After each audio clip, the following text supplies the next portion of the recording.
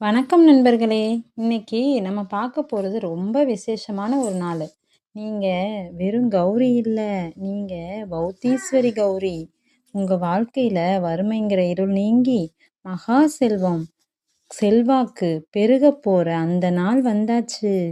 வர்ற ஜனவரி 23 வெள்ளிக்கிழமை கொண்டாடப்படவிருக்கும் வசந்த பஞ்சமி பற்றி தான் இந்த வீடியோல விரிவா பார்க்க போறோம். இந்த வீடியோவை ஃபுல்லாக பார்த்துட்டு கரெக்டாக பூஜை பண்ணி உங்களோட பலனை நீங்கள் பெற்றுக்கோங்க. வசந்த பஞ்சமி ஏன் முக்கியம்? வசந்த காலம் தொடங்குறத குறிக்கிற நாள் இது. புராணங்களின்படி மகாவிஷ்ணுவோட கட்டளைப்படி பிரம்மா உலகத்தை படைச்சப்போ உயிரினங்களுக்கு பேச்சு திறன் இல்லை. அப்போ பிரம்மா தன் கமண்டலத்துல இருந்து தண்ணீர் தெளிக்க அதிலிருந்து கையில் வீணையோடு உருவானவங்க தான் அன்னை சரஸ்வதி. அவங்க வீணையை மீட்டினதும் உலகத்துக்கு குரல் கிடைச்சது. அதனால கலை, அறிவு, ஞானம் பெற இதுதான் மிகச்சிறந்த நாள். இந்த வருடம் ஏன் ஸ்பெஷல்? இந்த 2026ல் வசந்த பஞ்சமி ஜனவரி 23 வெள்ளிக்கிழமை வருது.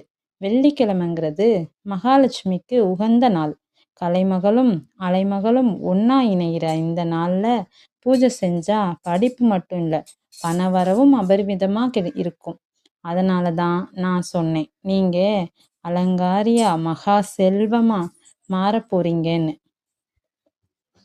அன்று செய்ய வேண்டிய வழிபாடுகள். மஞ்சள் நிறம். அன்னைக்கு மஞ்சள் நிறம் ரொம்ப முக்கியம்.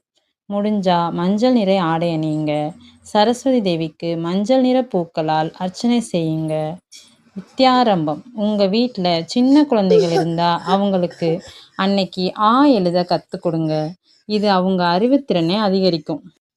புத்தக பூஜை. மாணவர்கள் தங்கள் பாட புத்தகங்களை அன்னை சரஸ்வதி பாதத்துல வச்சு வணங்குங்க.